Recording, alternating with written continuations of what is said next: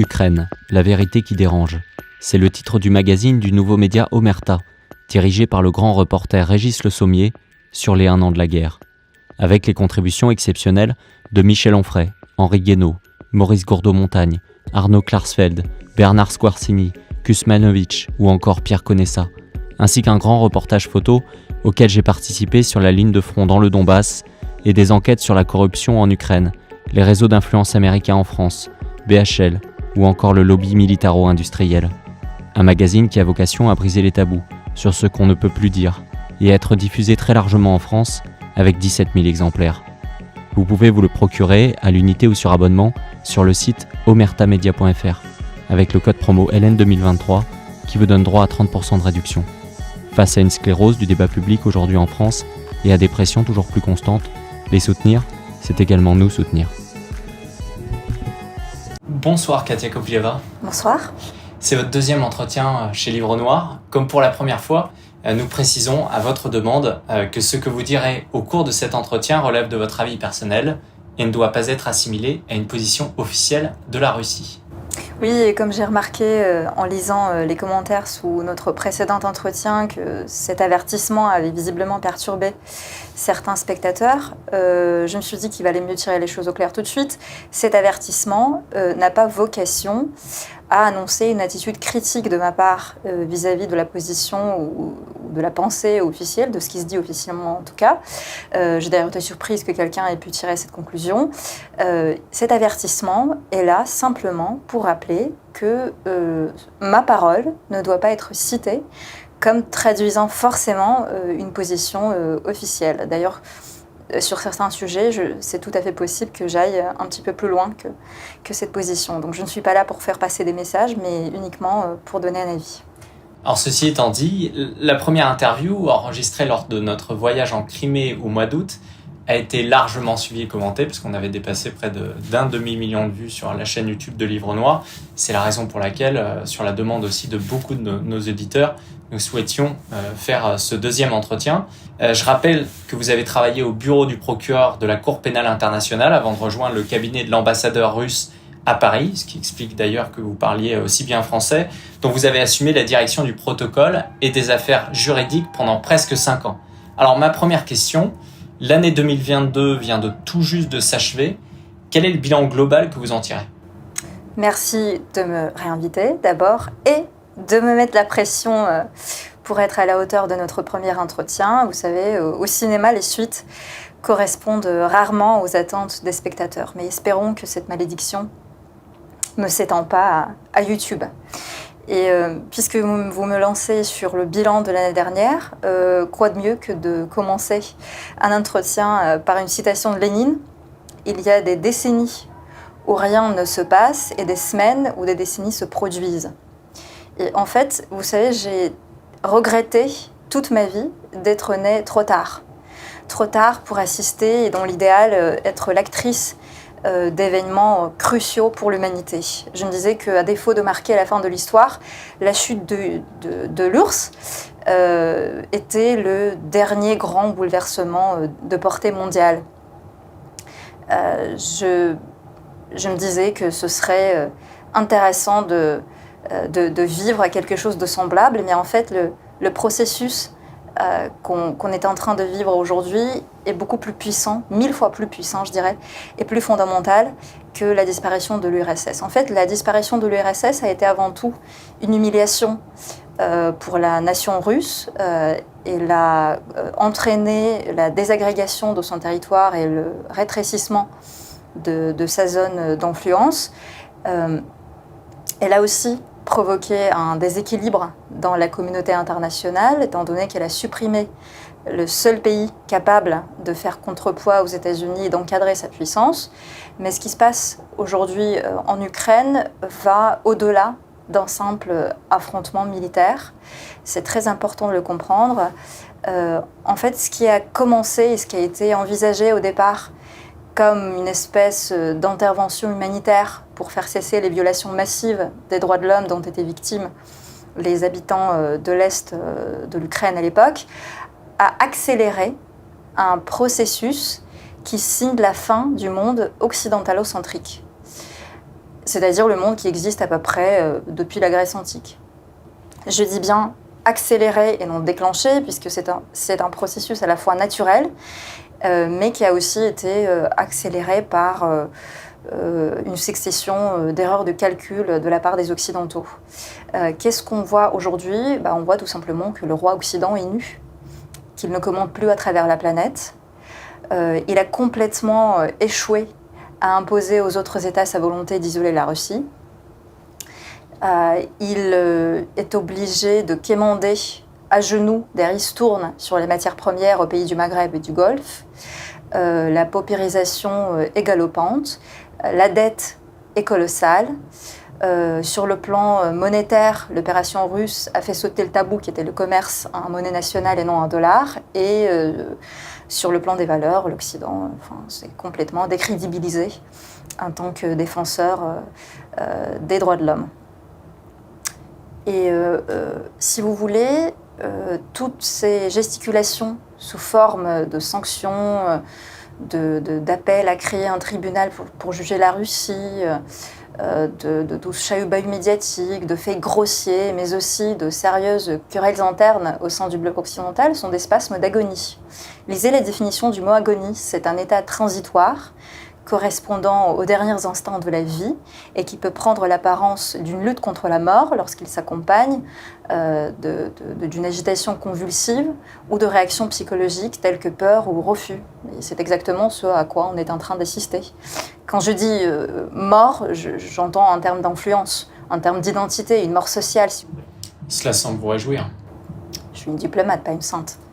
Alors, d'ailleurs, avant de continuer, je tiens à préciser qu'il y aura énormément de questions qui vont être posées, des questions comme la dernière fois aussi difficiles, donc c'est vraiment notre rôle de le faire. C'est important aussi de donner la parole, c'est le sens des entretiens à chaque fois de Livre Noir et de laisser le temps de développer. Évidemment, comme première question un peu délicate, je dirais que l'opération russe en Ukraine, elle dure depuis bientôt 1 an. Au début, il y avait l'objectif un peu de récupérer toute l'Ukraine, de prendre toute l'Ukraine. Aujourd'hui, vous avez à peu près 15% du territoire. Est-ce que c'est un échec militaire ?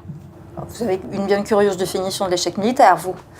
L'échec militaire, ça s'appelle une défaite. Et j'ai l'impression qu'on en est assez loin, surtout depuis quelques semaines. N'hésitez pas à consulter les comptes rendus de notre ministère de la Défense. Ils sont très détaillés et expliquent vraiment, point par point, la situation sur le front et la progression russe sur tous les axes. Est-ce que vous êtes déterminé à aller au bout ? Jusqu'au bout, ou est-ce que vous avez peut-être revu au bout d'1 an vos objectifs initiaux, je pense à la dénazification, à la démilitarisation, etc. En fait, j'ai été très émue par les vœux du Nouvel An d'un ancien combattant de la Seconde Guerre mondiale, centenaire, qu'il a adressé à nos soldats. Il a dit « Je vous demande pardon, je m'en veux terriblement que vous soyez obligés de refaire le travail que j'ai dû faire pendant la guerre. Donc nous ne pouvons pas nous permettre de bâcler le travail une nouvelle fois. » Il y a quelques semaines, un mercenaire finlandais a publié sur les réseaux sociaux une histoire d'un ami mercenaire allemand, tout fier de raconter à son grand-père allemand qu'il se battait dans les tranchées que le papy allemand avait construites pendant la Seconde Guerre mondiale dans la région de Kharkov. Très touchant. Mais sauf que le petit-fils a dû visiblement s'endormir systématiquement avant que le grand-père n'aille jusqu'au bout de son histoire. Donc il ne sait pas comment l'histoire se termine. Il ne faut pas oublier que les enjeux ont un petit peu changé depuis notre dernier entretien en août, sachant que depuis le référendum de septembre, les territoires qui servent de théâtre au conflit sont devenus russes, ils sont nommés dans notre constitution, donc il s'agit aujourd'hui de les libérer d'une invasion ennemie. Mais après, personne n'a reconnu les résultats de référendum, même ceux qui sont vus comme vos alliés, je pense à la Chine. Oui, mais ce n'est pas mon problème à moi. Les habitants de ces territoires sont venus et ont dit « ma terre est à toi ». Ils ont conclu avec moi, enfin, vous avez compris avec la Russie, un contrat social. Et donc ma part du contrat consiste à les défendre et notamment à leur assurer une vie paisible. Donc concrètement, mon problème, c'est de chasser les envahisseurs de ces territoires. Et ce que pensent les Anglais, les Américains ou les Français de la validité de ce contrat, honnêtement, j'en ai rien à cirer. Hein. C'est entre moi et les habitants de ces territoires. Et c'est ça qu'on appelle le droit des peuples à l'autodétermination. Les experts, toujours sur le plan militaire, ils s'étonnent aujourd'hui de la lenteur de votre progression et ils en tirent la conclusion que vous manquez d'armes et que votre armée est finalement mal organisée, alors qu'on imaginait que c'était une des armées les plus puissantes au monde. On entend finalement ici et là dire que vous n'avez plus de missiles pour longtemps. Difficulté justement à les construire dans le laps de temps qui vous est donné. En fait, vous savez, la première fois qu'on a épuisé notre stock de missiles, je m'en souviens très bien, c'était en mars dernier, lors d'une conférence de presse d'un responsable ukrainien. Depuis, nous l'avons épuisé encore et encore, mais vous savez, on n'oublie jamais sa première fois.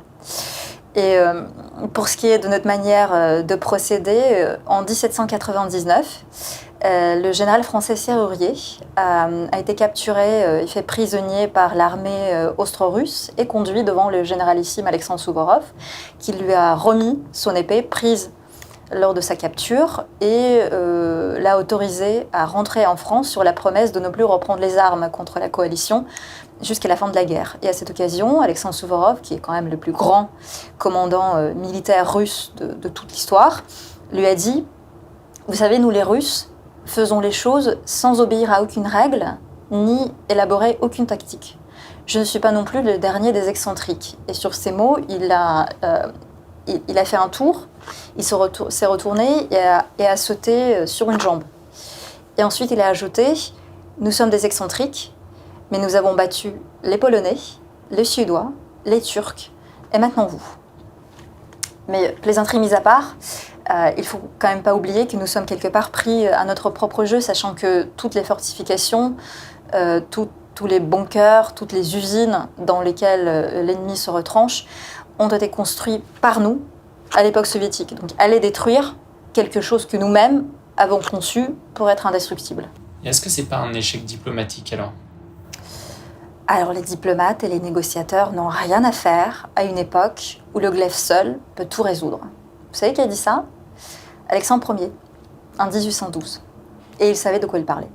Et est-ce que, on en parle souvent, en tout cas dans les médias français, de l'opinion russe. Est-ce que cette opinion russe soutient toujours ce que vous appelez l'opération spéciale, un an plus tard, et vu la mobilisation partielle qui a été réalisée courant automne, où certains ont dit qu'il y avait certaines régions où ça râlait un peu, ça piétinait des pieds pour aller se battre ? En fait, s'il y a une chose qu'il faut savoir sur l'opinion publique russe, c'est que son approbation va jusqu'à l'enthousiasme quand elle voit ses dirigeants demeurer fidèles à une politique purement russe.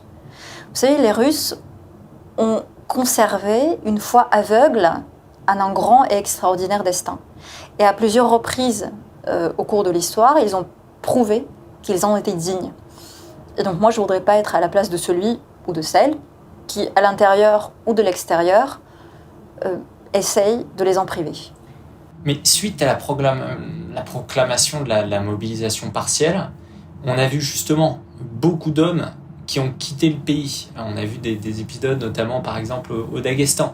Et on peut le comprendre d'une certaine façon. Ils ne voulaient pas mourir alors qu'on donne justement des chiffres d'un nombre de morts de soldats très important. Mais vous savez, aucune personne normalement constituée ne veut mourir. Hein. Une personne qui cherche délibérément la mort a quelque chose de détraqué au niveau de la psyché. Et les gens qui acceptent les convocations ou qui s'engagent volontairement ne le font pas parce qu'ils veulent mourir, mais ils le font parce que, toujours chez les personnes normalement constituées, le sens du devoir à l'égard de la patrie doit l'emporter sur la peur de la mort. Enfin, on le sait depuis l'enfance. C'est le leitmotiv de tous les films de jeunesse. Et celui qui m'a le plus marqué raconte l'histoire de Finis le Faucon Vaillant, et notamment sa chanson « J'ai la chance d'être né en Russie, je suis prêt à la porter dans mes bras, à la servir fidèlement et à donner ma tête pour elle ». Enfin, c'est magnifique. Et ce sont exactement ces considérations qui poussent les hommes, les vrais, soit à s'engager volontairement, soit à répondre avec dignité et courage aux convocations. Et je me félicite de ne compter dans mon entourage que des hommes de cette trempe. Vous savez, le plus impitoyable des bourreaux, c'est notre propre conscience. Et le jour viendra où ceux qui ont fui resteront en tête-à-tête avec la leur. Est-ce que c'est pas un peu dur ? Ils ont le droit, d'une certaine façon, de ne pas soutenir le pouvoir en place et ce qui décide. Oui, mais la question se pose pas du tout dans ces termes-là. La question n'est pas êtes-vous pour ou contre les actions de votre gouvernement. La question est répondez-vous présent à l'appel de votre patrie. Vous imaginez pendant la Seconde Guerre mondiale des Russes dire au fait, je vais pas aller combattre parce que de base, je suis pas très pour la politique de mon gouvernement vis-à-vis de l'Allemagne. Donc voilà, je vais pas m'engager, je vois pas en quoi ça me concerne, quoi. Ou encore dire je vais pas aller combattre parce que je suis pas communiste. Et donc je me fous que les Allemands nous écrasent vu que je soutiens pas le régime. J'espère que vous mesurez le ridicule de ces arguments. Donc le sujet n'est pas d'être pour ou contre un gouvernement, le sujet est de répondre présent quand ton pays a besoin de toi. Il y a une question quand même qu'on se pose, c'est est-ce que vous ne craignez pas que ces gens puissent à un moment donné représenter une force capable de peser politiquement ? D'abord de l'extérieur, on pense à certains, et ensuite à l'intérieur. Qui pourrait finalement représenter une menace pour le régime en place, notamment dans la perspective des élections présidentielles de 2024, qui n'est finalement pas si lointain que ça d'ici un an. Et je pose cette question parce que du côté des États-Unis, on entend justement beaucoup de députés qui se disent que la paix ne pourrait être scellée finalement que s'il y avait un changement de régime. Bah oui, c'est ce que j'allais dire. Si c'est sur ça que misent vos services secrets, autant qu'ils sachent tout de suite qu'ils vont se planter une nouvelle fois. Je viens tout juste de vous expliquer que ces gens-là tiennent par-dessus tout à leur propre confort, à leur personne, à leur bien-être, à leur quotidien. Ils ont détalé devant une hypothétique possibilité d'être mobilisés. Ils ont abandonné leurs parents âgés, parfois leurs femmes, parfois leurs gosses, parfois leurs animaux domestiques, pourvu qu'il ne leur arrive rien. Et vous pensez sérieusement qu'ils ont le profil de révolutionnaires ? Et de deux, je viens également de vous expliquer que les Russes ont gardé, une foi inébranlable, un destin extraordinaire pour leur pays. Et ils n'accepteront jamais de remettre ce destin entre les mains de quelqu'un qui a refusé de défendre la patrie. Et si vous pensez que c'est de la grandiloquence, vous avez tort. Et je vous assure que tant que vous, en Occident, ne prendrez pas ça au sérieux, ça n'ira pas mieux entre nous. Alors, il y a un sujet du moment, en ce moment, dont on parle beaucoup. C'est une entité en particulier, justement, qui fait beaucoup parler d'elle depuis le début du conflit en Ukraine, beaucoup plus depuis quelques semaines. C'est le groupe Wagner. Alors, dans notre précédent entretien, parce que je l'ai revisionné à nouveau pour préparer celui-ci, vous-même avez rappelé pourtant que le mercenariat était illégal au regard du droit international, vous qui êtes une juriste de formation. Comment la Russie justifie-t-elle le recours à ce groupe dans le cadre du conflit ? Ben oui, mais les Wagner, ce ne sont pas des mercenaires. Légalement, ce serait plutôt un corps de volontaires, si vous voulez. Je vous explique. Un mercenaire, c'est un individu qui s'engage à combattre dans des forces armées d'un État belligérant, dont il n'est pas le ressortissant, très important, dans le but d'obtenir un profit personnel, notamment d'ordre financier. Donc pour faire simple, un mercenaire, c'est quelqu'un, un étranger, qui n'a pour unique objectif que de se faire du pognon. Et en l'occurrence, avec les Wagner, il s'agit de Russes qui se sont organisés pour combattre pour la Russie, pour défendre la Russie, qui ne sont même pas payés par l'État parce que leur financement est privé, et qui affichent clairement pour seul objectif la victoire de la Russie dans ce conflit. Vous n'allez quand même pas reprocher à des Russes de combattre pour la Russie. Les corps de volontaires sont parfaitement reconnus par le droit international humanitaire. Ils bénéficient de sa protection, contrairement aux mercenaires, puisque le mercenariat est regardé comme un crime. Et les étrangers qui combattent en Ukraine sont des mercenaires. Et contrairement à la Russie, l'Ukraine a ratifié la convention contre le mercenariat de 89, je crois. Mais comme dit mon personnage préféré littéraire, Ostap Bender, au point où nous en sommes, et vu toutes les violations commises par les Ukrainiens au cours de ce conflit, le fait d'employer des mercenaires à l'apparence d'un innocent jeu d'enfant à la souris. Vous savez, il y a un mot qui n'appartient pas au vocabulaire des mercenaires, c'est le mot sacrifice. Et en décembre dernier, les forces armées ukrainiennes ont tenté une percée blindée près de Kleshchiivka, ce qui constituait une menace sérieuse de perdre les positions précédemment prises par les Wagner. Et donc, le commandant d'une des escouades d'assaut a redirigé l'équipage d'un Su-24M vers une colonne blindée ennemie pour la frapper. Et pour effectuer l'attaque, l'équipage a dû franchir la ligne de front de plusieurs kilomètres, la ligne de contact de plusieurs kilomètres. Et en faisant un tour, en faisant un mouvement d'attaque, l'appareil a été touché par un système portatif de défense antiaérienne.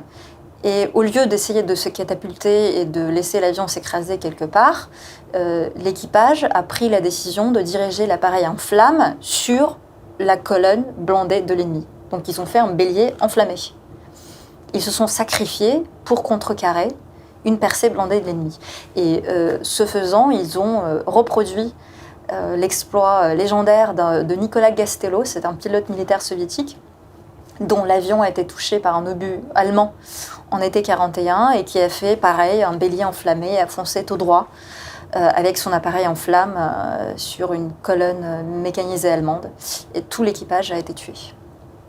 N'est-ce pas dérangeant quand même, quand on regarde un peu comment fonctionne ce groupe, que cette milice, pour utiliser vos mots, recrute notamment dans des criminels condamnés dans des prisons. Je m'explique, j'ai lu récemment que par exemple, il y avait une femme qui avait découvert que le meurtrier de son mari avait été libéré au mois de décembre et donc avait été gracié parce qu'il avait rejoint le groupe Wagner. Est-ce que vous trouvez ça normal ? Oui, ça s'appelle racheter son crime par le sang. Et c'est une pratique pour laquelle il existe de très nombreux précédents historiques depuis, l'Égypte ancienne. Vous savez, à l'époque, c'était des militaires condamnés au déshonneur qu'on regroupait au sein d'une unité spéciale. Et donc l'honneur pouvait être récupéré en faisant un exploit sur un champ de bataille. Et pareil, pendant la Seconde Guerre mondiale, les condamnés mobilisés dans l'armée rouge ont fait d'excellents soldats. Et un vrai cauchemar pour les Allemands. Et certains ont même été élevés à la dignité de héros de l'Union soviétique. Et ils ont été nombreux, notamment, à défendre la Pologne, à participer à la libération de la Pologne. Alors le groupe Wagner, ils ont récemment démontré effectivement une efficacité en revendiquant la prise de la ville de Soledar, ça faisait longtemps qu'il n'y avait pas eu une victoire côté russe à ce niveau-là. Et d'ailleurs, ils ont revendiqué le fait d'être les seuls à avoir récupéré, gagné cette ville de Soledar. Où est l'armée régulière dans tout ça ? Et l'armée régulière remplit tout aussi efficacement de son côté les objectifs que lui assigne le commandement. Par exemple, frapper l'infrastructure énergétique ukrainienne, détruire le matériel ennemi, dont une partie que vous fournissez si gentiment. Je pense notamment aux chars, aux véhicules de combat blindés, aux véhicules d'infanterie, aux obusiers. L'armée détruit également des dépôts de munitions. L'armée s'occupe de protéger nos positions contre des attaques de drones et de missiles. L'armée se charge d'éliminer les groupes de sabotage et de diversion. L'armée frappe les poches de concentration des troupes ennemies. Je sais que c'est un travail plus routinier, qui a peut-être moins d'éclat qu'une prise de ville, mais c'est un travail qui crée les conditions indispensables pour que des prises de ville puissent être opérées.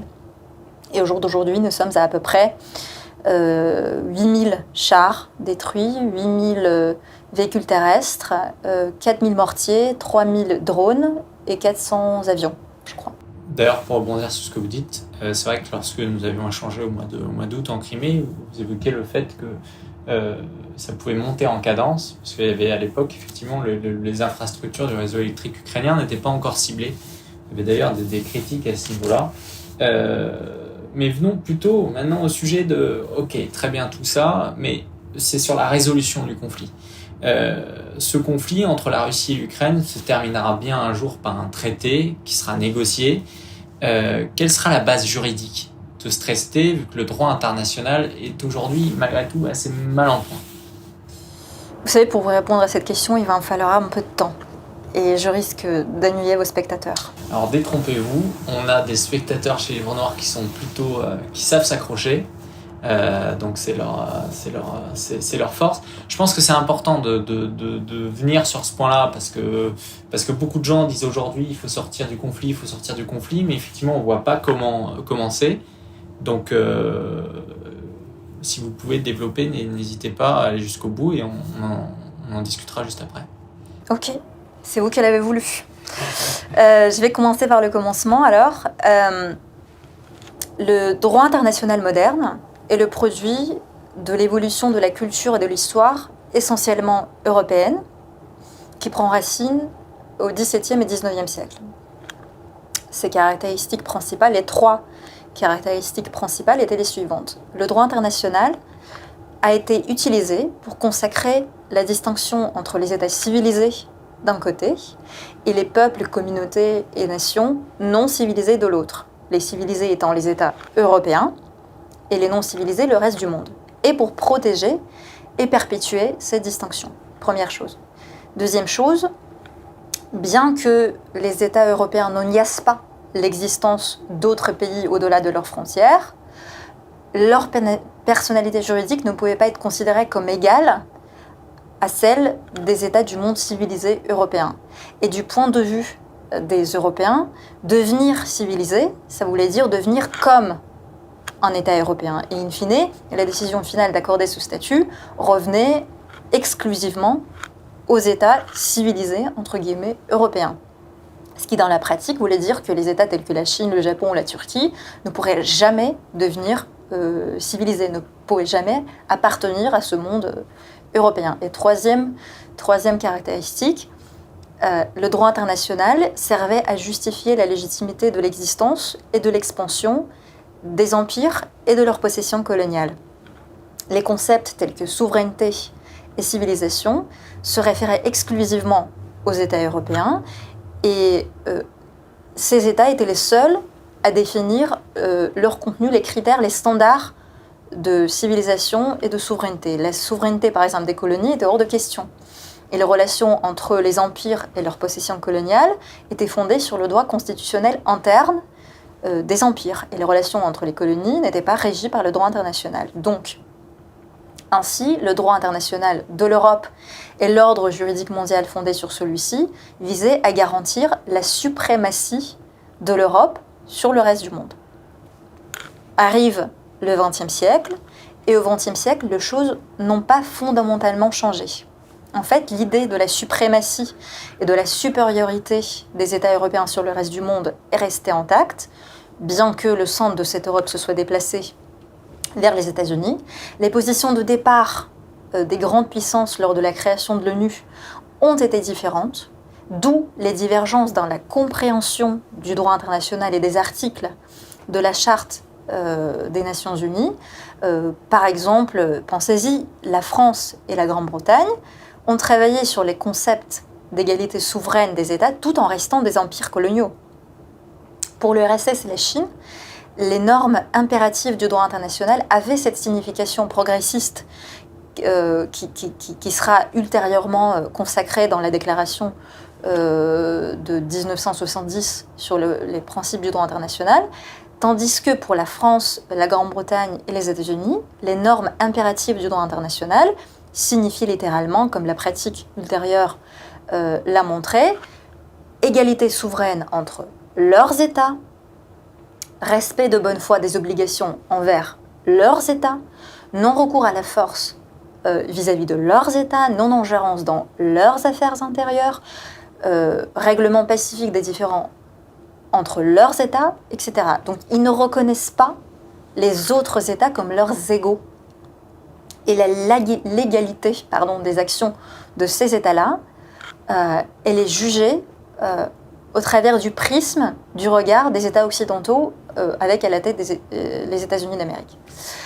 La consécration dans la Charte des Nations Unies des fondements de l'ordre juridique mondial n'a pas conduit à l'abolition de la politique et de la pratique de la dépendance coloniale, ni à l'interdiction de la guerre à grande échelle, ni à l'interdiction du recours à la force armée, ni à l'interdiction de la discrimination.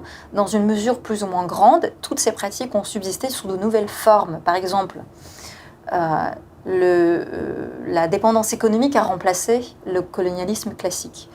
Les interventions militaires et le parrainage d'organisations terroristes a remplacé le recours à la force armée pour s'immiscer dans les affaires intérieures des États, etc. Et ces pratiques, cet état des choses, ne sont pas regardées comme défaillants, comme une défaillance du droit international, mais plutôt comme quelque chose de normal, puisque c'est exactement le contenu que les États occidentaux recherchaient dès le départ.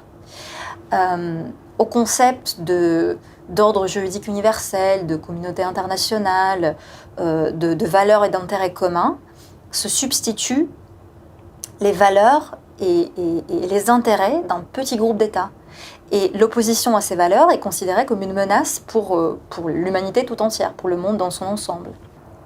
Les États occidentaux contournent les normes impératives du droit international en redéfinissant l'objectif, c'est-à-dire qu'on ne dit plus interdiction de recourir à la force armée, on dit lutte contre le terrorisme et la prolifération des armes de destruction massive. On ne dit plus interdiction de refuser au peuple le droit à l'autodétermination, on dit maintien de l'intégrité territoriale.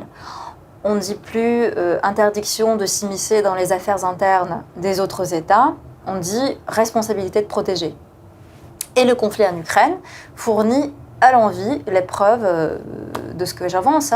L'Occident trouve normal que l'Ukraine viole le droit international humanitaire. Bombardement de villes non protégées, bombardement systématique. Minage à distance de villes et de villages avec des mines antipersonnelles interdites. Utilisation de la force armée contre des civils. Déploiement de postes de tir et d'armes lourdes dans des quartiers résidentiels. Utilisation extensive et ouverte de mercenaires venus du monde entier. Utilisation de la force armée sur des sites nucléaires. Torture et meurtre de prisonniers de guerre et de civils. L'Occident soutient et facilite des actes de terrorisme d'État comme la destruction de Nord Stream. L'Occident ferme les yeux sur la justification du nazisme, la glorification des criminels nazis et de leurs sbires impliqués dans le nettoyage ethnique des Russes, des Polonais et des Juifs pendant la Seconde Guerre mondiale, la destruction de fosses communes dans les pays baltes, la glorification des criminels et des pratiques des bataillons nationalistes opérant en Ukraine. L'Occident ne trouve rien à redire sur les violations des droits de l'homme. Par exemple, la persécution des dissidents dans les territoires occupés par l'Ukraine, c'est-à-dire la répression contre son ancienne population, l'assassinat des politiques et de journalistes, l'ukrainisation forcée des populations de ces régions, et ça s'applique à toutes les nationalités, la négligence totale pendant 8 ans des droits de l'homme et des libertés fondamentales des habitants des républiques de Donetsk et de Lugansk, par exemple liberté de parole, droit à la vie, accès à l'information, liberté d'expression, liberté de conscience, utilisation de la langue maternelle, etc. Tous ces actes, comme ils constituent une violation systématique et généralisée des fondements, des normes fondamentales du droit international, créent une obligation pour tous les États, en fait, une obligation qu'on appelle en droit international une obligation erga omnes, c'est-à-dire une obligation due à l'égard de tous, de contrer ces violations et de traduire leurs auteurs devant la justice. Et non seulement les États occidentaux ne le font pas, donc ils négligent cette obligation, mais il pense même à créer un tribunal international censé traduire en justice les responsables russes qui ont pris de leur côté des mesures pour faire cesser ces violations. Et cette conduite qui consiste à soutenir un régime criminel, à encourager des crimes internationaux et à ignorer des obligations erga omnes, elle n'est pas illégale du point de vue des pays occidentaux, sachant que ils ont une perception particulière du droit international qu'ils ont hérité de l'époque des empires et des colonies. Comme ces violations ne sont pas commises à l'encontre de leurs États, aucune réaction s'en pose. Et dans cette configuration, le danger, la menace, ne peut provenir que de la Russie et de son obstination de n'en faire qu'à sa tête. Ah, donc le droit international serait une chimère, il n'a pas d'avenir ? Non, je n'ai pas dit ça. En fait, comme les actes des États-Unis et des pays occidentaux sont clairement en contradiction avec le contenu littéral du droit international, un nouveau concept a été inventé qui s'appelle l'ordre fondé sur des règles, c'est-à-dire un ensemble de règles et de principes de nature et de caractère non juridique qui a pour vocation de justifier les actes des États exclusivement occidentaux. Et au sein d'un groupe d'États restreints, l'ordre fondé sur des règles est perçu comme un régulateur nécessaire, raisonnable et opportun des rapports internationaux. Mais dès qu'il s'agit d'éteindre son action aux États en dehors de ce groupe, c'est là que les problèmes commencent, c'est là que ça donne lieu à des conflits. Et donc il y a deux groupes d'États et deux approches vis-à-vis de l'ordre juridique mondial. Le premier qui reconnaît, qui admet l'existence de l'ordre fondé sur des règles et s'y soumet, et l'autre qui le nie, ou pour le moins qui refuse de se l'approprier parce qu'il tient au respect rigoureux des normes fondamentales du droit international. Donc deux systèmes parallèles et distincts du droit international se sont formés, ayant pour seule source la charte des Nations Unies, sauf qu'elle est différente dans son interprétation. Et l'évolution la plus probable du droit international sera vers un esprit de bloc. C'est-à-dire que la Russie, la Chine, le Brésil, l'Inde et de nombreux autres pays reconnaîtront comme contraignants et respecteront rigoureusement les droits et obligations découlant du droit international existant et coopéreront dans un esprit d'égalité. Et il y aura les pays occidentaux, dirigés par les États-Unis, qui s'en tiendront au droit international dans leur perception, c'est-à-dire sous forme d'un ordre fondé sur des règles qui déforment à la fois les idées fondamentales de la Charte des Nations Unies et les principes impératifs du droit.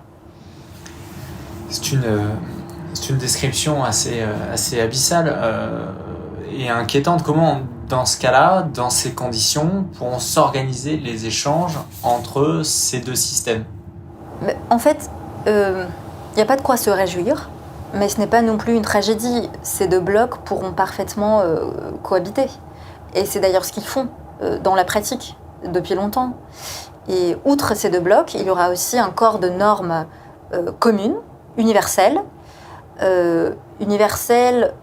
à la fois en termes de formation, d'interprétation et de respect par tous les membres de la communauté internationale. Je pense notamment aux normes relevant du droit diplomatique et consulaire. Alors vous parlez justement du respect des traités, mais beaucoup ont pointé le fait que ces fameux accords de Minsk n'avaient pas forcément été respectés par la Russie. Quid de cela ? Oui, vous me tendez une perche là, c'est pas possible. Vous avez déjà vu un grand pays rester couillonné sous prétexte qu'un traité n'a rien prévu pour le cas où il serait couillonné ? Non. Quand on est couillonné, on dit « je suis couillonné ». Et ben voilà, je fous le camp.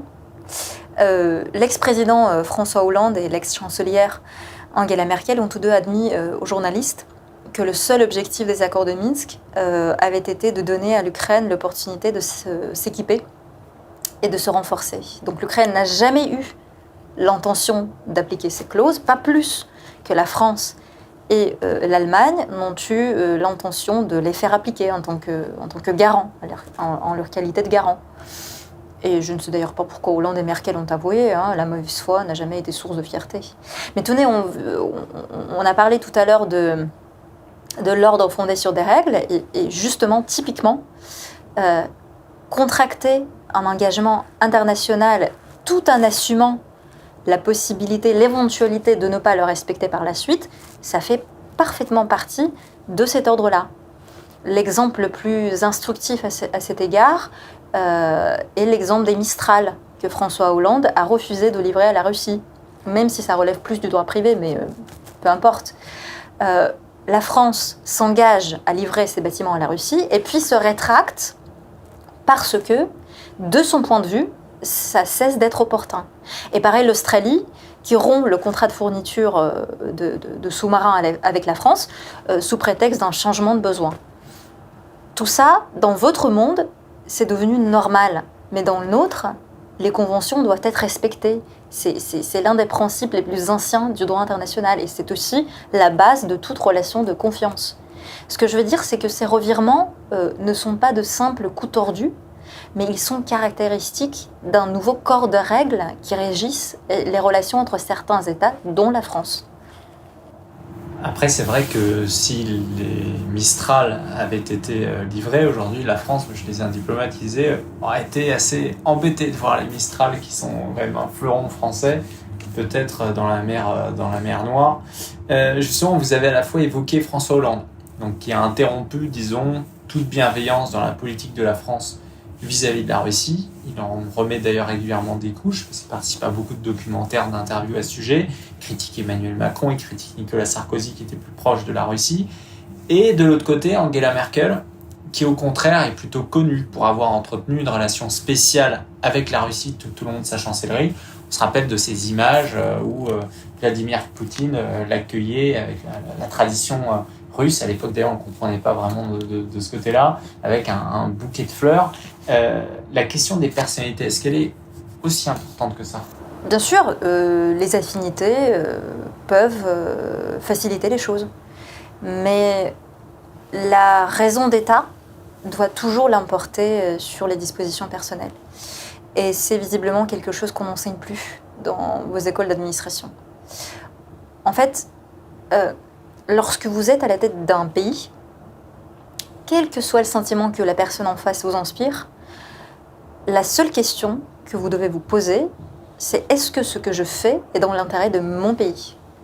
Et c'est à ça qu'on reconnaît un homme d'État, en fait. Est-ce que la France a agi dans son intérêt lorsque ces entreprises ont perdu un énorme marché avec un potentiel considérable ? Est-ce que c'est dans l'intérêt de la France que les prix du gaz et de l'électricité grimpent plus haut que l'Everest ? Alors restons un peu dans la thématique du droit. Vous avez évoqué le projet de tribunal spécial pour l'Ukraine. Donc c'est un projet dont, j'allais dire, la France, plutôt certains diplomates français, notamment aujourd'hui dans la majorité, je pense aussi à Nathalie Loiseau, s'est fait le porte-étendard. En tant qu'experte de droit pénal international, parce que comme je disais, vous avez travaillé à la CPI, comment jugez-vous cette initiative ? Cette initiative est peu conciliable avec la place d'influence à laquelle aspire visiblement la diplomatie française.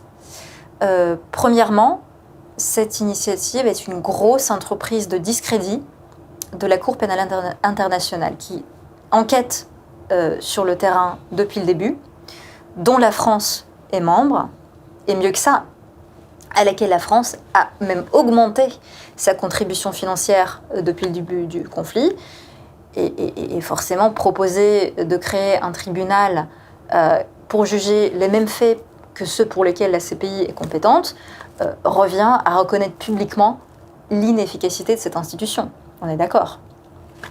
Deuxièmement, il est de notoriété publique que de nombreux crimes de guerre sont imputables au gouvernement ukrainien. Ces crimes ont été tellement scandaleux et tellement flagrants que même la presse occidentale a dû concéder leur existence. Et donc, dans ces conditions, créer un tribunal qui ne jugerait que des Russes et qui passerait l'éponge sur les crimes des Ukrainiens relève d'une partialité qui ne peut raisonnablement pas être conciliée avec la notion de la justice. Et troisièmement, il est également largement établi que les armes françaises, dont la France est si fière de revendiquer la fourniture à l'Ukraine, servent à commettre des crimes de guerre. Je suis désolée, mais la partie qui pourvoit des moyens de commettre des crimes est quand même mal placée pour crier à l'injustice. Même si ça a toujours été aussi de bonnes guerres, où beaucoup de pays parfois ont fourni des armements à différents pays de façon officielle ou officieuse. Ça s'applique à tous les pays, ce raisonnement. Alors comment évaluez-vous, sur le plan légal, les actions de la France, plutôt des responsables français dans ce conflit qui sont aujourd'hui de plus en plus engagés ? Ça fait un moment, effectivement, que je me pose la question de la complicité des crimes de guerre et de la responsabilité internationale des États qui soutiennent militairement l'Ukraine. Mais puisqu'on est sur une chaîne française, prenons l'exemple de la France. Les armes françaises servent à commettre des crimes de guerre, notamment à bombarder des quartiers civils. Et ces faits ont été largement relayés, donc il est inconcevable qu'ils ne sont pas parvenus jusqu'aux oreilles des responsables français. En tant qu'État, la France a l'obligation, au regard du droit international, d'empêcher ces crimes. Et non seulement elle n'en fait rien, mais elle contribue à leur commission au travers de la livraison d'armes et l'entraînement de soldats. Donc, sa responsabilité internationale, en tant qu'État, peut être engagée. Et pour ce qui est de la responsabilité individuelle des dirigeants français, je ne me permettrai pas de leur prêter une quelconque intention criminelle, mais je ne me permettrai pas non plus de leur faire offense de penser qu'ils ne s'informent pas de ce qui se passe sur le terrain. Donc, à partir de là, même s'ils ne partagent pas le dessein criminel, ils savent que les armes qu'ils fournissent et les soldats qu'ils forment sont utilisés, sont employés ou sont susceptibles d'être employés à des fins criminelles. Ils acceptent la commission de ces crimes par leur absence de réaction, voire par l'augmentation du dispositif d'aide.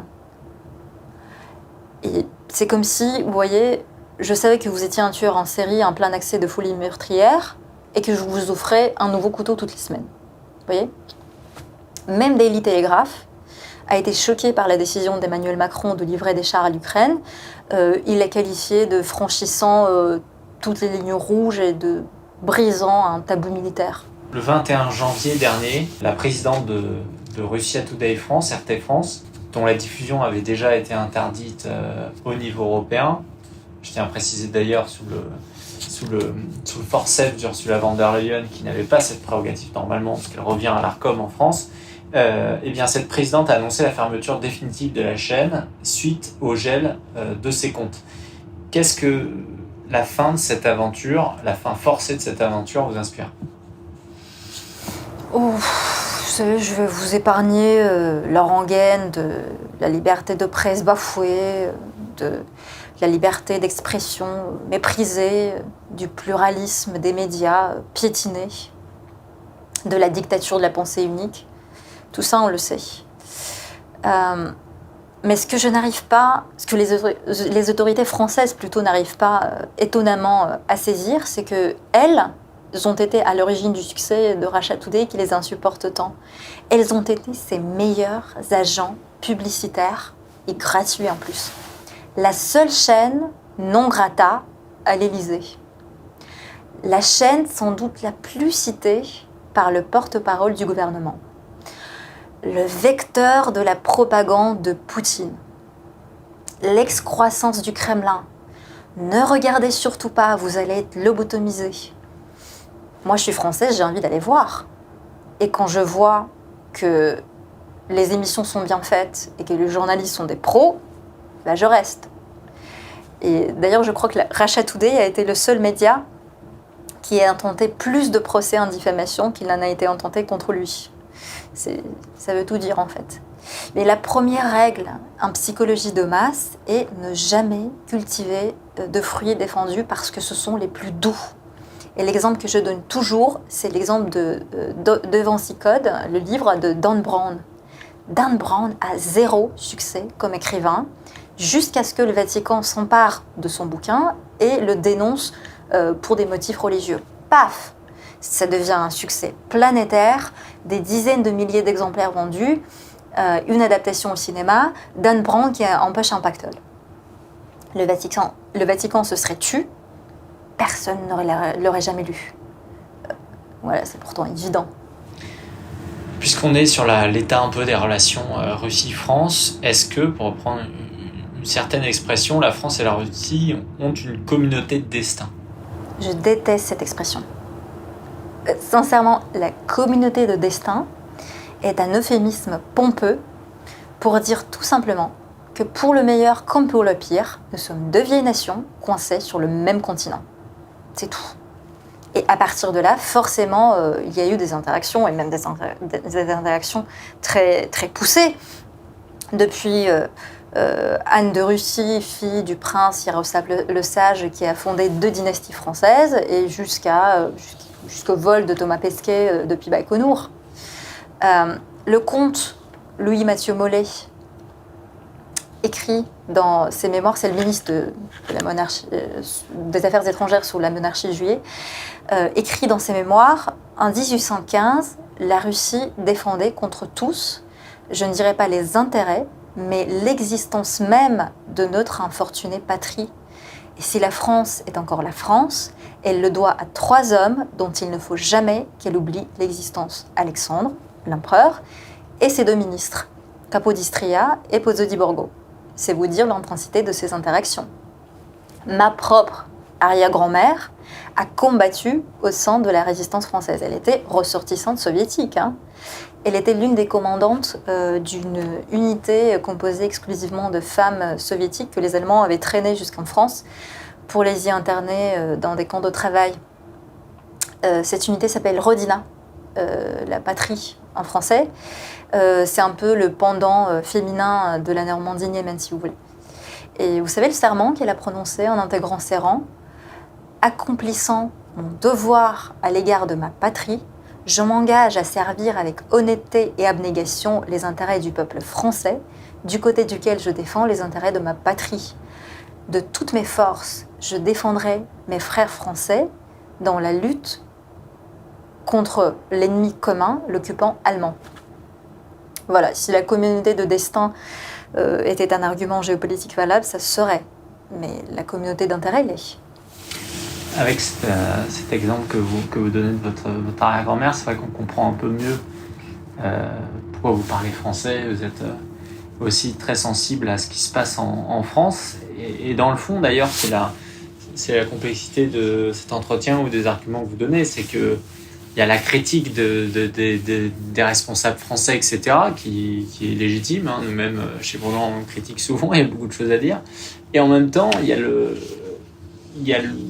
le souhait quand même que les gens, en tout cas la France, la Russie, s'entendent malgré ce contexte. Est-ce que dans ce cadre-là, vous pensez, comme certains, que les relations avec la France soient irrécupérables aujourd'hui ? Vous savez, la diplomatie est l'art de faire durer indéfiniment les carreaux fêlés. Pour paraphraser le général Chanzy, qui était ambassadeur français auprès du tsar, on est ici tout disposé aux bonnes relations avec la France, à la confiance dans la République. Il dépend de vous seuls, les Français, qu'il en soit réellement ainsi. Le sentiment que l'opinion russe éprouve à votre endroit est surtout une déception.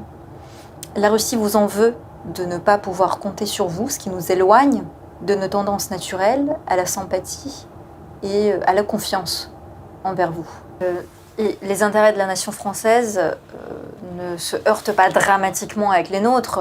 Je veux dire, notre position géographique respective nous met à l'abri de toute rivalité de nature à faire naître des conflits, sachant que nous n'avons pas de frontières communes. Mais si la nature nous a situés pour être alliés, la politique a fait que la tradition des chancelleries a été plutôt hostile à l'idée d'une alliance. Il se trouve que pendant des siècles, dans sa poussée vers les mers, vers l'Occident, la Russie avait combattu la Pologne, la Turquie et la Suède, profitant dans cette lutte de l'appui de la maison des Habsbourg, tandis que la France, fidèle au testament de Richelieu, cherchait à prendre l'Autriche à revers et trouver ses auxiliaires où, bingo, à Stockholm, à Varsovie et à Constantinople. Ensuite, depuis à peu près le milieu du 19e siècle, Autrichiens et Russes avaient vécu dans un état de brouille-latente, mais l'amitié de Berlin a remplacé celle de Vienne et avait permis à notre gouvernement de garder les mains libres en Orient, tandis que Guillaume Ier écrasait la France. Et pour ce qui est du XXe siècle, j'imagine qu'il est inutile de rappeler la nature de nos désaccords politiques. Le régime des soviets était autant insupportable à une partie de la bourgeoisie française que l'était en son temps la Troisième République à la Russie absolutiste, ou comme disait Napoléon, la tendance républicaine à la tendance cosaque. Nous nous sommes alliés à 4 reprises dans l'histoire, en 1756, en 1807, en 1892 et en 1944. Et la première fois, notre amitié a tourné au vinaigre par la faute du tsar Pierre III, la deuxième par celle de Napoléon Bonaparte, la troisième par celle des bolcheviks et la quatrième par celle du gouvernement de la quatrième. Égalité triste, mais parfaite. Les tensions actuelles sont amenées par des considérations vaines de la politique de soumission volontaire aux diktats de Washington. Je ne sais pas si les dirigeants français se rendent compte, au fond d'eux-mêmes, des faux pas que leur fait faire le désir de satisfaire les Américains, mais je me doute que ce ne soit pas dans leur caractère de le reconnaître. Il faut rendre complète justice à l'intelligence et au patriotisme éclairé dont certaines personnalités en France font preuve, malgré le sentiment de lassitude qui les saisit, vu toutes les pressions qu'ils subissent à cause de leurs opinions favorables à une bonne relation avec la Russie. Il y en a dans tous les domaines, l'économie, la culture, le droit, la presse, etc. Ces gens-là sont doués d'un solide bon sens, sincèrement patriotes, conscients de l'honneur national et de la grandeur nationale et des grands intérêts du pays. Les fêlures sur les carreaux sont profondes, mais il ne reste plus qu'à patienter en attendant qu'un gouvernement français mieux éclairé revienne à une appréciation plus exacte des hommes et des choses de notre pays.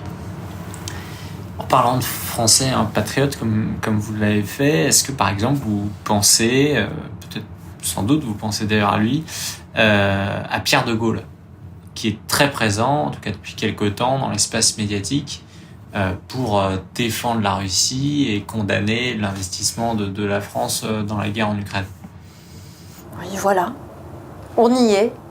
L'amalgame de penser que, à partir du moment où un Français se positionne dans le sens de la Russie, il défend forcément la Russie. Mais c'est la France qu'il défend. Je ne connais pas Pierre de Gaulle, mais je m'intéresse à ce qu'il a à dire, et dans ce qu'il dit, il défend la France et pas la Russie. Et d'ailleurs le titre du Figaro, Pierre de Gaulle, un pro-russe assumé, n'a aucun sens. Il n'est pas pro-russe, il est pro-français. Quand il dit l'OTAN a eu tort de s'élargir jusqu'aux frontières de la Russie, ce n'est pas parce qu'il se soucie de la Russie et de ses frontières, c'est parce qu'il se soucie de la situation sécuritaire en Europe qui concerne directement la France. Quand il dit la France a tort de s'aligner sur l'Amérique dans ce conflit, ce n'est pas parce qu'il veut que la France donne des chars à la Russie, c'est parce qu'il veut que la France ait les mains libres pour sécuriser au mieux ses propres intérêts, les intérêts de ses ressortissants, sa place d'influence sur l'échiquier international. Quand il dit la France ne devrait pas armer les Ukrainiens, ce n'est pas parce qu'il veut faciliter la vie des Russes, mais parce qu'il a peur que ces armes ne soient revendues et qu'ils ne finissent entre les mains des gens, disons, mal intentionnés, que ce soit dans les banlieues françaises ou ailleurs dans le monde, hein. Il prend systématiquement le parti de la France. Mais c'est évident. Je ne demanderai jamais à un Français d'aimer la Russie, mais je m'attends à ce que le Français aime la France. Vous savez, je peux tout faire avec un Français qui aime la France. Je peux trouver tous les accords que vous voulez, sur n'importe quel sujet. Mais avec un Français qui n'aime pas la France, je ne peux rien faire. Vous dites que les intérêts de la France ne se heurtent pas avec les intérêts de la Russie. Pourtant, il y a un point, en tout cas moi, qui me tient à cœur, sur lequel c'est clairement le cas, c'est le cas en Afrique. On a quitté le Mali, dans le Burkina Faso, on est quasiment exclu. Il s'avère qu'on est à chaque fois remplacé par le groupe Wagner. Et même pour aller plus loin, il y a une certaine, en tout cas dans la presse russe en Afrique, il y a une certaine haine de la France, une logique anticolonialiste française qui est propagée et qui vient même nous atteindre, comment dire, dans nos banlieues françaises, et même parmi les gens qui sont plutôt proches, en tout cas qui ont cette vision d'intérêt convergent entre la France et la Russie, cet élément-là peut les déranger. J'ai dit que nos intérêts ne se heurtaient pas dramatiquement, et je le pense. Se heurter dramatiquement sous-entend que la satisfaction des uns crée une menace vitale pour les autres. C'est comme dans cette prophétie dans Harry Potter à propos de lui et de Voldemort. Et l'un devra mourir de la main de l'autre, car aucun d'eux ne peut vivre tant que l'autre survit. Je vous assure que notre situation commune en Afrique est très, très, très loin d'être si critique. Ça, c'est une première chose. Deuxièmement, si c'est aujourd'hui que vous découvrez notre présence en Afrique, vous avez 90 ans de retard. Notre rapprochement s'est opéré à la fin de la Seconde Guerre mondiale sur le terrain de notre soutien actif au mouvement décolonial. Je vous épargne le coup du soutien désintéressé, vous ne me croirez pas et vous aurez bien raison. Évidemment que dans le contexte de l'affrontement idéologique entre l'URSS et l'Amérique, l'Afrique était un enjeu, mais n'empêche que par rapport aux politiques africaines occidentales, la nôtre avait l'avantage d'être débarrassée de tout passif et de tout préjugé et de se construire sur des bases saines. Et nous avons donc pesé de notre poids de grande puissance pour faire accepter la consécration dans la Charte des Nations Unies des principes d'autodétermination, d'égalité souveraine et de non-discrimination. Et c'est encore sous notre impulsion qu'a été adoptée la déclaration sur l'octroi de l'indépendance aux peuples et aux pays coloniaux, en dépit de l'opposition des puissances coloniales comme la France, qui considérait que les colonies n'étaient pas prêtes pour l'indépendance. Et ces déclarations a proclamé que tout colonialisme, toutes les ségrégations, toutes les discriminations devaient prendre fin. Et elle a donné un puissant élan au mouvement de libération partout dans le monde, et notamment en Afrique. L'URSS et les pays du bloc communiste saisissaient toutes les occasions pour défendre dans les instances internationales les intérêts, les souhaits légitimes des combattants contre le colonialisme. C'est pour ce qui est du volet politico-légal de notre politique africaine. Maintenant, le volet idéologico-culturel. L'URSS et les pays dans l'orbite de l'influence soviétique ont engagé un vaste réseau d'universités à offrir des bourses d'études et des exemptions des frais de scolarité aux étudiants africains qui venaient se former chez nous au métier d'ingénieur, de médecin, apprendre la langue pour ensuite mettre ces compétences au service de leur pays d'origine. Les délégations de jeunes Africains, étudiant notamment dans des universités occidentales, ont toujours été à l'honneur lors des festivals et des conférences de jeunesse en Union soviétique. Le système de gouvernance soviétique exerçait une certaine attractivité sur les peuples d'Afrique, et notamment l'exemple de l'industrialisation rapide de l'URSS les a convaincus que des progrès matériels rapides étaient possibles, même dans des régions initialement très en retard sur l'Occident. Et même les intellectuels africains qui étudiait en Grande-Bretagne et en France, était sensible aux solutions socialistes pour la modernisation de l'Afrique. Donc vous voyez, c'est une erreur de penser que notre intérêt pour l'Afrique est tout récent. Notre politique actuelle s'inscrit dans la continuité de cette politique-là. Et pour ce qui est des intérêts concurrents de la France, toute concurrence a des vertus. Et plus globalement, pour ce qui est des relations entre la Russie et l'Afrique, elles sont beaucoup plus anciennes. Et je ne sais pas si vous savez, mais notre plus grande figure littéraire, Alexandre Pouchkine, avait un arrière-grand-père qui était africain, Abraham Hannibal. Lui et quelques autres enfants noirs ont été sauvés de l'esclavage par Pierre le Grand.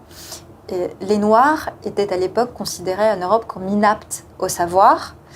Et Pierre voulait au contraire démontrer que ces enfants étaient autant doués pour les sciences et les arts que leurs camarades russes. Il était persuadé de la supériorité de l'acquis par rapport à l'inné. Et il pensait que tout le monde, en fait, pouvait s'élever dans la société grâce à l'éducation. Et effectivement, Hannibal a fait de brillantes études, il a appris plusieurs langues, il a révélé de grandes dispositions dans les mathématiques et s'est avéré un grand serviteur de l'État. Voltaire l'appelait même l'étoile noire des Lumières. Vous voyez, déjà à l'époque, au XVIIIe siècle, nous n'avions pas le même regard sur l'Afrique et les Africains que les Occidentaux. Alors on échange depuis le début finalement sur les accords, sur la guerre, etc. Et en même temps, quand je vous écoute, j'entends aussi une forme de réel politique, disant c'est la guerre, c'est comme ça. Mais ceci étant dit, du coup, qu'est-ce que concrètement, quelle attitude la Russie aurait voulu, même si elle ne peut pas exiger quelque chose des Français, qu'est-ce qu'elle aurait voulu que la France adopte idéalement dans la crise ukrainienne ? Idéalement, exactement l'attitude du prince Bismarck lors de la crise bulgare.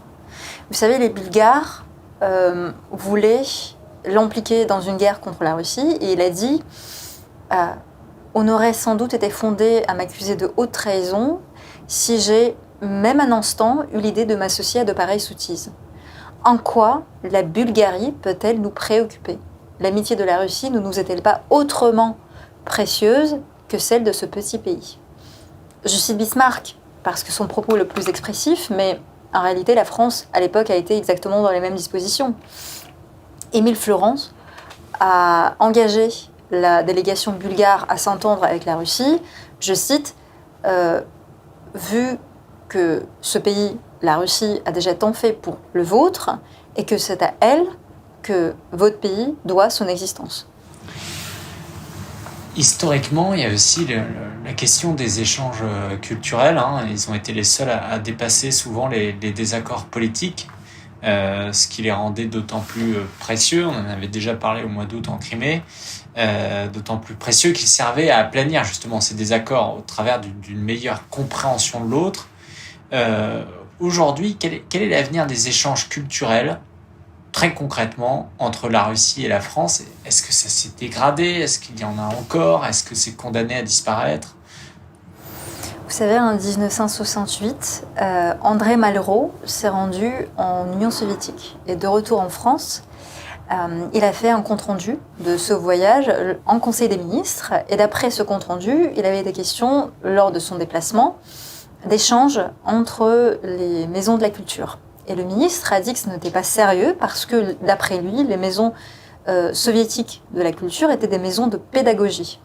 Et il a dit cette phrase, « On peut envoyer Grenoble à Moscou, mais pas Moscou à Grenoble ». Et aujourd'hui, c'est carrément l'inverse. La production culturelle française contemporaine a renoncé à son ambition universelle au profit d'une mission prosélytique, c'est-à-dire qu'il promeut certaines idéologies qui sont incompatibles avec les valeurs, les mœurs fondateurs de pays, de sociétés tout entières. Et de son côté, la production artistique russe a retrouvé son ambition universelle parce qu'elle n'est plus idéologiquement chargée, en fait. Par exemple, le 1er janvier dernier, est sorti dans les salles de cinéma un film russe qui, en 10 jours, est devenu le plus gros succès commercial de l'histoire de la Russie. Et le 12 avril 2023, jour anniversaire du vol de Gagarine dans l'espace, sort le premier film au monde à avoir été tourné en partie dans l'espace. Et ce film est russe. Il raconte l'histoire d'un cosmonaute qui perd connaissance pendant son séjour dans l'espace. Et donc, une intervention chirurgicale urgente s'impose. Et les médecins au sol concluent que cette intervention, elle doit se faire directement sur la station spatiale, sinon c'est la mort assurée. Et pour effectuer la première opération sur le cœur en apesanteur, un chirurgien est envoyé dans l'espace. Voilà. C'est l'histoire du film. Le film s'appelle Le Défi. Donc vous voyez, on peut très volontiers envoyer Moscou à Grenoble, mais pour ce qui est d'accueillir Grenoble à Moscou, disons que c'est plus délicat. Mais n'empêche que vous avez une école de comédie extraordinaire, hein, et moi-même, je rêve depuis longtemps d'organiser un atelier, voire un cursus, où des scénaristes et des réalisateurs des comédies françaises enseigneraient dans des écoles russes spécialisées l'art de filmer et d'écrire une comédie, parce que faire rire intelligemment et sans vulgarité est une qualité très rare et très recherchée, que vous maîtrisez. Et pour ce qui est des relations de la Russie avec l'Europe ? Vous savez, il ne peut pas y avoir de relations avec l'Europe tant qu'il n'y aura pas un État européen unique. Vous savez, les idéologies passent et les peuples demeurent. Et l'Europe, c'est une idéologie de la vassalisation des États d'Europe occidentaux vis-à-vis des États-Unis.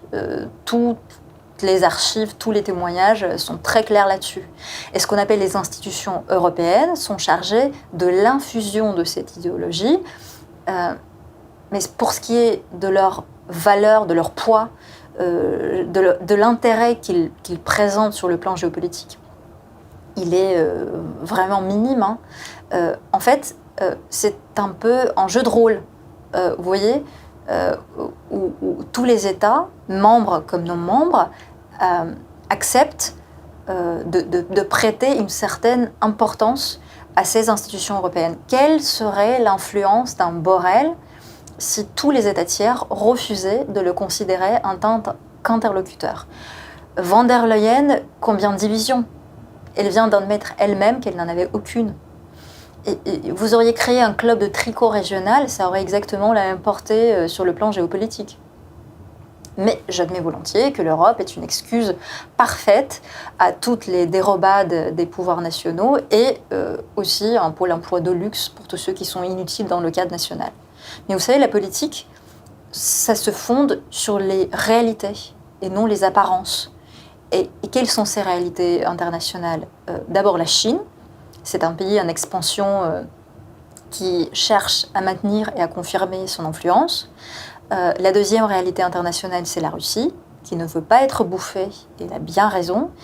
Et la troisième réalité internationale, c'est les États-Unis d'Amérique. Hein.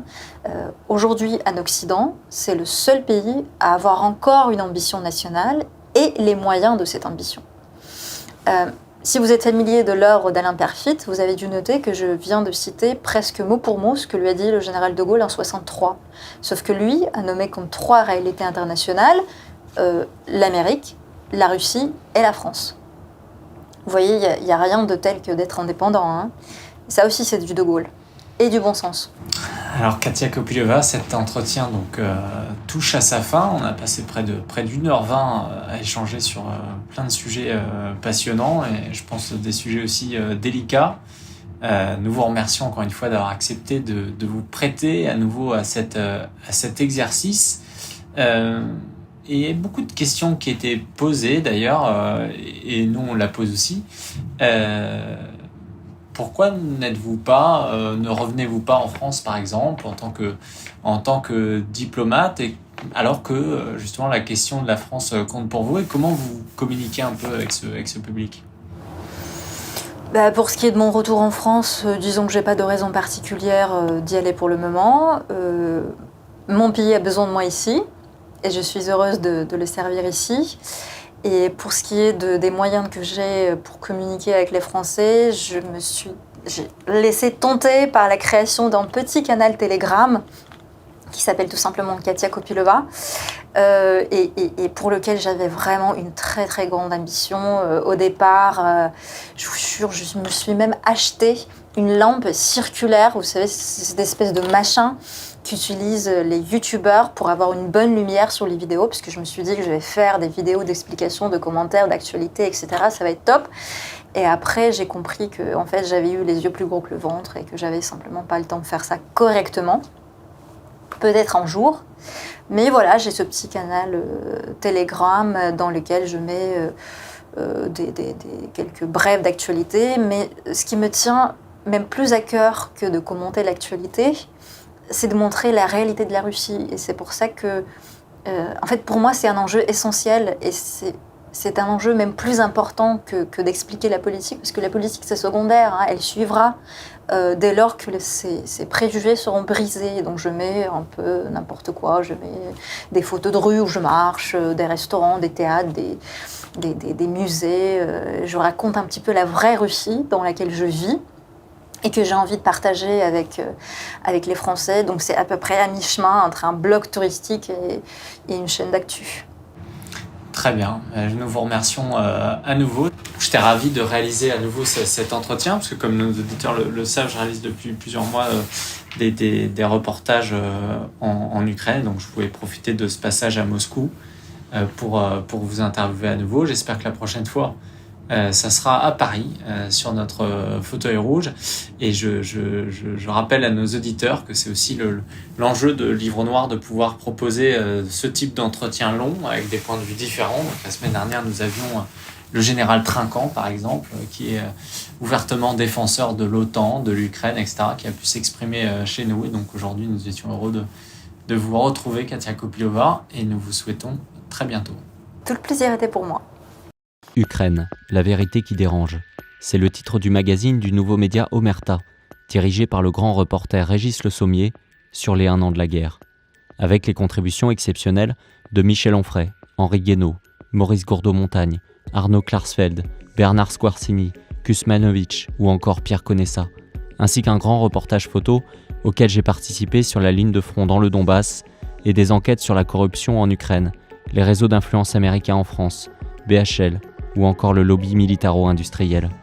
Un magazine qui a vocation à briser les tabous sur ce qu'on ne peut plus dire et à être diffusé très largement en France avec 17 000 exemplaires. Vous pouvez vous le procurer à l'unité ou sur abonnement sur le site omertamedia.fr avec le code promo LN2023 qui vous donne droit à 30% de réduction. Face à une sclérose du débat public aujourd'hui en France et à des pressions toujours plus constantes, les soutenir, c'est également nous soutenir.